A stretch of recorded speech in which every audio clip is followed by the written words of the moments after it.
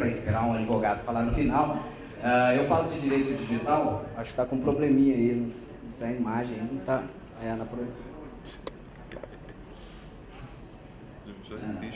tá sem imagem, tá? Tá sem imagem mesmo, no fundo não é amarelo, não.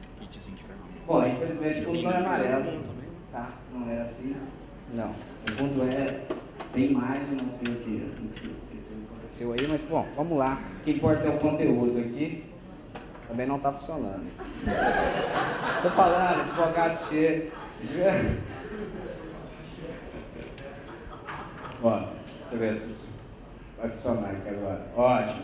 Assim, vou falar para vocês um pouco de direito digital. É um desafio falar em 15 minutos, né? Advogado falar sobre direito já é um assunto mais complexo para muita gente aqui, então, especialmente.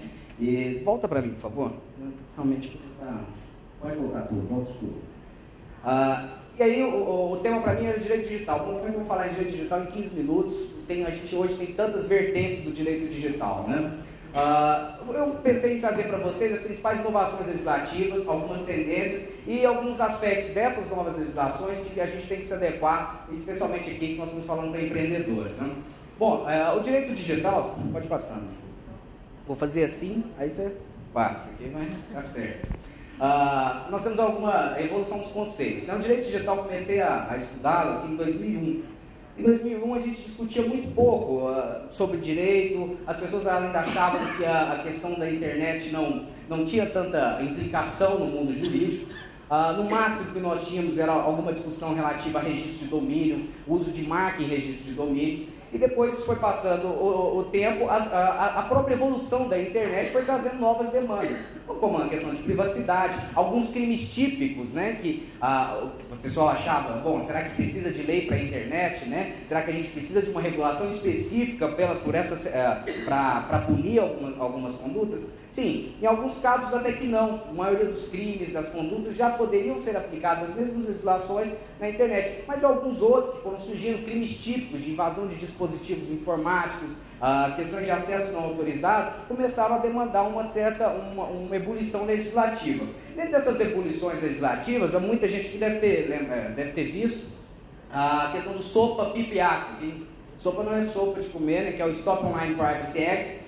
O PIPA também, que é o Protect IP Privacy Act também, e o ACTA, que é um tratado de mesmo teor. São 3 legislações que chamaram muito a atenção no ano passado, né, no começo do ano, porque ela tratava basicamente de direitos autorais. Então as pessoas, meu Deus, querem calar a internet, né? E aí a gente começou a ver ali o Facebook e o Wikipédia, a própria Google colocando ali informações e a gente aceitando aquelas informações passivamente. Nossa, estão querendo acabar com a internet, sou contra o SOPA, sou contra o PIPA, sou contra o ACTA. E acabou, foi a primeira vez na história mundial que um lobby ele começou a ser feito pela internet. E o lobby foi tão forte que esses projetos acabaram. Não vamos nos iludir, por que esses projetos pararam, né? Por que a Google e Facebook eram tão contra esse projeto?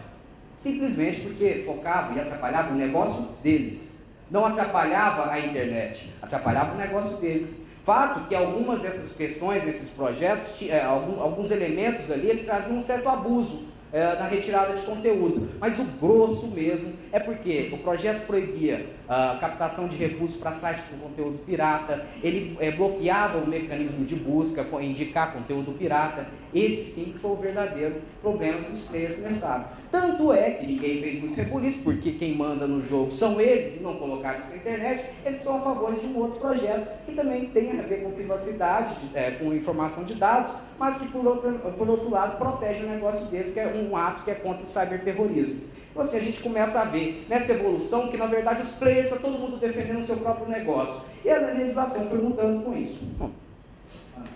Bom, e no Brasil? No Brasil, a ausência de lei, gente, nunca foi motivo para deixar de aplicar o direito às relações da internet. No Brasil nós temos milhares, mais de 300 mil julgados que tratam da internet. Então não foi nenhuma falta legislativa que impediu as relações humanas, que estão só no novo meio, serem sujeitas a aplicações de punições, aplicações até regulação civil. Por exemplo, nós temos Código de Defesa do Consumidor, ele é de 1990. E nós aplicamos tranquilamente ele as relações de compras online. Quando a gente compra, que é a compra à distância. Eu precisava de uma lei falar que a compra à distância pela internet? Não, é compra à distância.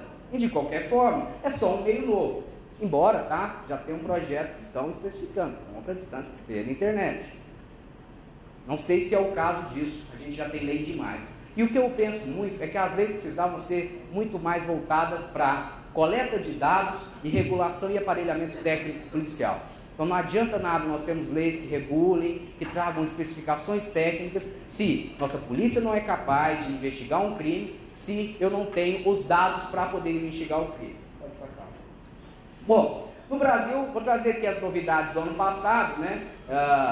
São duas leis, não estão em vigor ainda, vão entrar em vigor em abril, que são as dos crimes cibernéticos, e eu só vou trazer uma visão assim, como é que ela afeta o empreendedor. E o Marco Civil, o projeto está em andamento, possivelmente volta nesse primeiro semestre. Bom, vamos, Lei Carolina Dickmann, né? A dia morreu essa semana, né?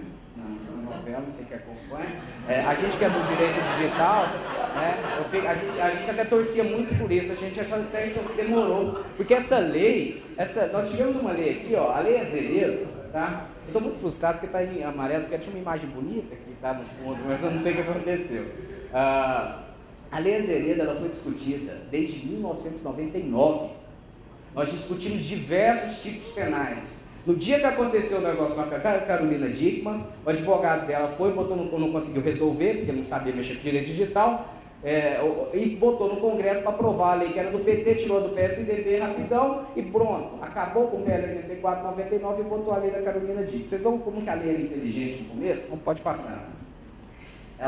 Hoje ela é assim que basicamente o principal da lei traz. Mas no começo, só para vocês terem uma ideia de como é que é o nosso processo legislativo no Brasil, né? Em vez de invadir dispositivo informático, era devassar dispositivo informático ali. Eu não vou falar aqui, mas eu tenho medo, o que é devassar um dispositivo?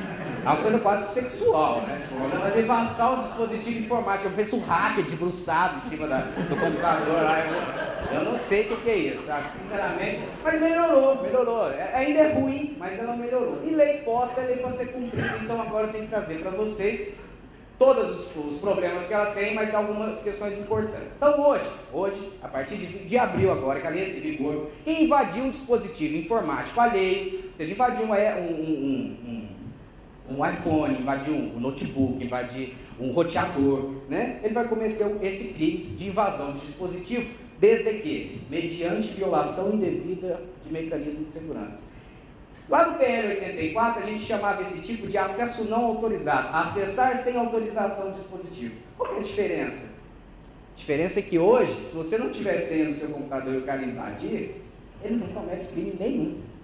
Se você não tiver uma firewall que seja, ele não comete crime nenhum. Porque ele tem o quê? Violar indevidamente o mecanismo de segurança.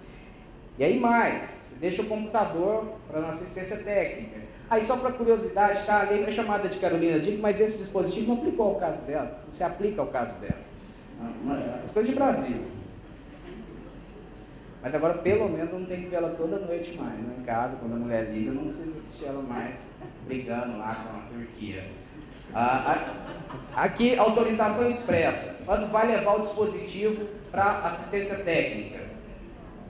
Os empreendedores que forem da área de assistência técnica, se tiver algum aqui, tem que começar o quê? A rever seus contratos, para deixar expresso que a pessoa lá está dando essa autorização, que ele vai trabalhar no seu computador, para que ele não seja depois responsabilizado por invasão de dispositivo informático. Pena. É um ponto muito negativo da lei também. Você vê a pena traz no máximo aqui, para essa tipificação principal, o máximo de 1 ano, o que faz com que quem cometer esse delito vai responder em juizado, vai poder dar uma cesta básica, fazer uma transação penal, e aí a gente começa a imaginar quem atua na área, sabe como que são esses crimes cometidos, são muito mais frequentes do que a gente imagina. Pra vocês terem ideia, tem pessoas que em um pregão eletrônico invadem o dispositivo do concorrente para derrubar ele no momento do pregão eletrônico para ele conseguir fazer o preço melhor. Tá? Aí agora você me imagina, eu contrato ali um hacker, invade o meu concorrente, eu vou te dar R$5.000 por mês, você só vai responder, você vai fazer uma transação penal depois, e eu só vou ganhar a licitação, meu amigo. Essa pena não inibe a conduta criminosa, tá? Pode passar. Bom, na mesma pena aqui, quem corre, produz, distribui, vende, ou vende dispositivo ou programa de computador permite o acesso remoto. Isso aqui são aqueles, todo mundo aqui que tem uma assistência técnica na sua empresa, o cara acessa remotamente seu dispositivo. A lei, o que ela traz agora? Que é crime o cara que produz o software para acessar remotamente o dispositivo. Aí fala, não, Rafael, mas peraí, é claro que é com o intuito de permitir a prática. Não.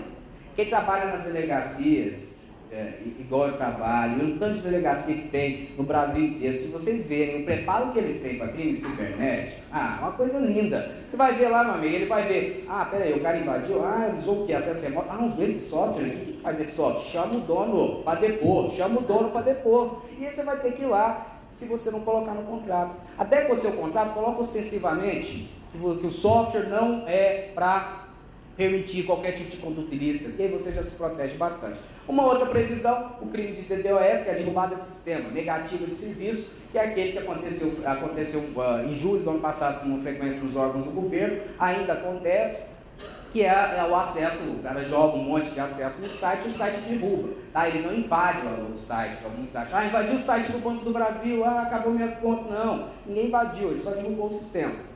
Esse crime já tem, embora a pena também seja baixa, ele já sai da alçada de usado criminal. Deixa eu passar.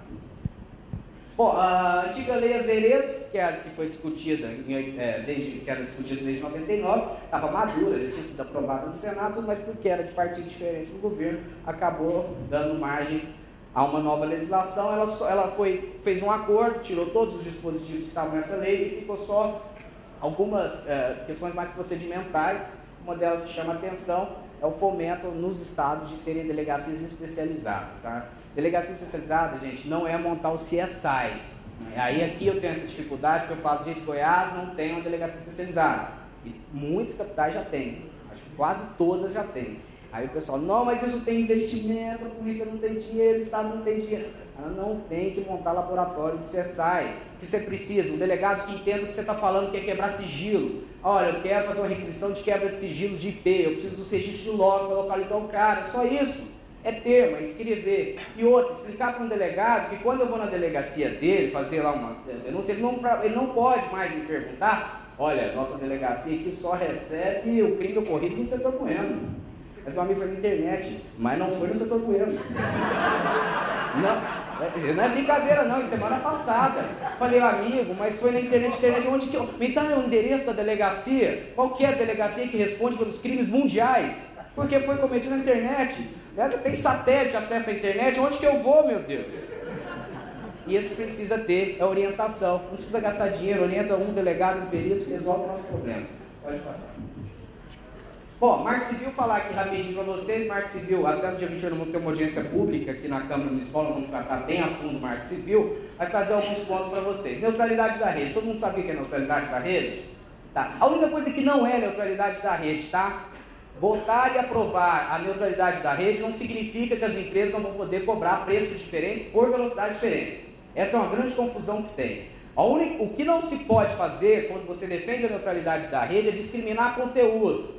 Olha, o vídeo do YouTube passa mais rápido na banda, mas o vídeo do UOL eu deixei ele mais lento, porque o YouTube me paga mais aqui, eu, provedor de conexão, eu, Oi, eu, GVT, né? É isso que é a questão de não discriminar conteúdo de pacote de dados, tá? Diferença de velocidade vai continuar podendo ser cobrada. Garantia ao usuário. Diferente daqueles projetos SOPA, aqui, vai ver. O SOPA, é que no SOPA e os projetos mundiais que surgiram e pipocaram no ano passado aí, esses projetos eles tinham a visão dos direitos autorais, que a gente fala, a visão da indústria hollywoodiana. E o Marco Civil, ele é pioneiro no mundo, embora já tenha um Consumer Privacy também nos Estados Unidos, que está tramitando, só que está mais lento do que o nosso vai ser o primeiro, que traz o aspecto de uma legislação sobre a visão do usuário. Ou seja, trazendo garantias aos usuários, sobre a coleta de dados, avisos prévios, concessão a terceiro, para a gente saber finalmente, embora hoje, gente, não é a falta de legislação, o Código de Defesa do Consumidor já fala claramente sobre isso, o que eu posso coletar ou não de dados, o que eu posso fazer com o dado que eu coleto na rede social para fazer uma publicidade. Essa legislação hoje já tem, mas o marco ele vai deixar isso mais claro. Então o marco ele não traz penas, não traz crimes, ele traz ideais a serem seguidos. Então você vai ter que avisar previamente, não ceder dados a terceiros, a responsabilidade de provedor de conexão e de conteúdo, até quando que o Facebook vai ser responsabilizado pelo conteúdo que está lá? Hoje ele é responsável, os provedores de conteúdo, pela jurisprudência. Se você notifica para retirar um conteúdo e ele não retira, ele se torna responsável civilmente. Com o Marco Civil, não. Com o Marco Civil, ele só vai ser responsável se ele desobedecer a ordem judicial. Então você vai primeiro pedir que só pode pedir remoção de conteúdo com a ordem judicial. A questão de por quanto tempo tem que guardar os logs, o Marco traz aí um período de 1 ano para registro de conexão, ou seja, só para as operadoras de telefonia. Para os provedores de conteúdo, o Marco Civil faculta a guarda de logs, tá? Ai, que ótimo, vai proteger minha privacidade. Privacidade, gente, eu trago algumas reflexões no final aqui, que a gente tem muito que refletir, porque liberdade de expressão é bom dos outros, né? Porque assim, quando é com você, você quer se proteger. Eu vejo muitos casos, mas na internet, liberdade de expressão. Aí quando o cara é difamado, não, esse cara não vai falar isso de mim, não. Você não defende, não, liberdade de expressão. Por que eu estou dizendo isso? Porque os principais casos de ofensas à honra que acontecem são nas redes sociais. Nas redes sociais, a gente prova, é documentado. Tá? A diferença da gente falar aqui, vocês falarem que eu ofendi alguém, eu vou lá de fora e desminto. A rede social está documentada. E quando o Marco Civil traz a faculdade dos provedores de conteúdo de armazenar os logs, significa que, para os crimes de contra a honra, eu não vou conseguir mais saber a autoria. Porque eu vou lá mandar para o Facebook vai falar, olha, não, a lei, o Marco Civil está aprovado, olha só, eu não tenho obrigação de guardar dados. Mas você guarda. Não, mas a lei fala que eu não tenho obrigação, então se eu não tenho obrigação de guardar, eu não tenho os dados, eu não vou te fornecer. E aí a gente vai saber a autoria. Tá? Educação digital, questão importante do Marco Civil também, que traz colocar na política pública a educação digital. Isso é fundamental, embora não chame muita atenção, porque geralmente a educação não chama muita atenção mesmo, né, no Brasil, infelizmente, mas é um dos pontos mais positivos que eu vejo no Marco Civil. Deixa eu passar. Bom, concluindo aqui, necessidade de adequar os processos da empresa. Né? A gente precisa entender um pouquinho dessa legislação para a gente adequar os processos. E adequar a questão da segurança da informação, controlar senhas, educar os nossos colaboradores ao uso de senha. Quem faz login em computador, então aparece falo só sobre isso, assim, quem faz login em computador não é o departamento, é uma pessoa. Tá? Então, na empresa, o almoxarifado não faz login no Windows.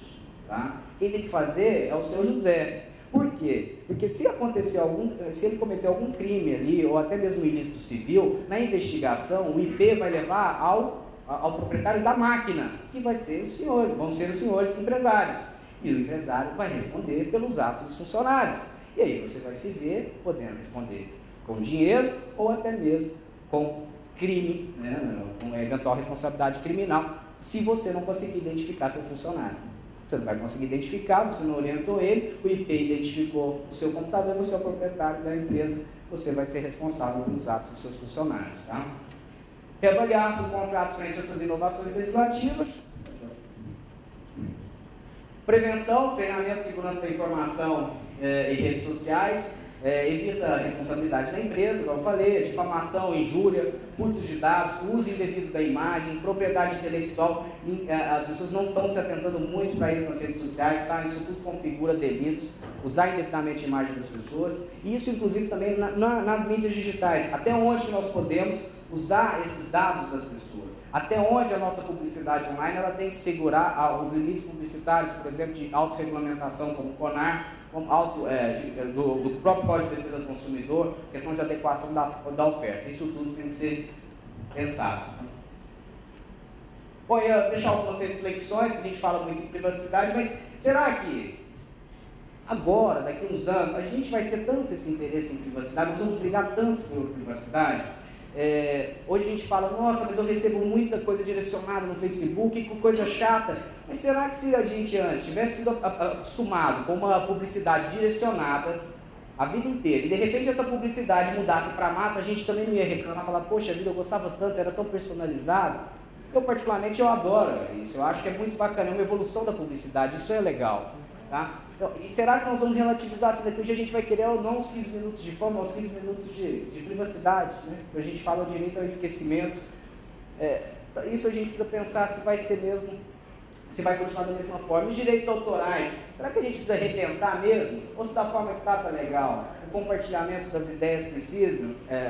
Ou a gente acha que é bacana porque Hollywood produz filme de graça e que então tem que compartilhar com todo mundo, porque o cinegrafista não recebe, o filho dele não come, né? Ou a gente realmente tem que repensar isso tudo? E as leis nacionais, adianta marco civil, adianta lei de crime cibernético, o crime pode ser cometido em qualquer lugar do planeta? Jurisdição é o maior problema da internet. Não adianta ter lei no Brasil se o cara vai cometer o delito no solo brasileiro de outra região. A gente defende muito que é a Carta Magna Global, a gente precisa de uma Constituição Mundial para tratar da internet. Precisamos repensar também a internet, tendo em vista ser meio de majoração e perpetuação de danos. A gente não dá muita atenção para isso. Às vezes as pessoas acham um caso de difamação na internet, isso é uma bobagem. Um caso de cyberbullying é uma bobagem, mas não é não. São os casos mais graves que tem, porque isso afeta o psicológico do cidadão. Ele fica a vida inteira marcado, vai numa entrevista de emprego, ainda que você retire o conteúdo de uma rede social, ele é indexado pelo Google. O cara vai lá fazer uma entrevista de emprego, pesquisa, está o nome do cara, isso afeta profundamente as pessoas. Então os danos são majorados, a gente precisa repensar até nossa conduta em relação a isso. Pode passar. Como deu problema a imagem, deve ter dado problema no vídeo, então eu agradeço todo mundo. Obrigado pela paciência. Até mais. Você com a pessoa aí. É uma pena, viu? Tava bem legal.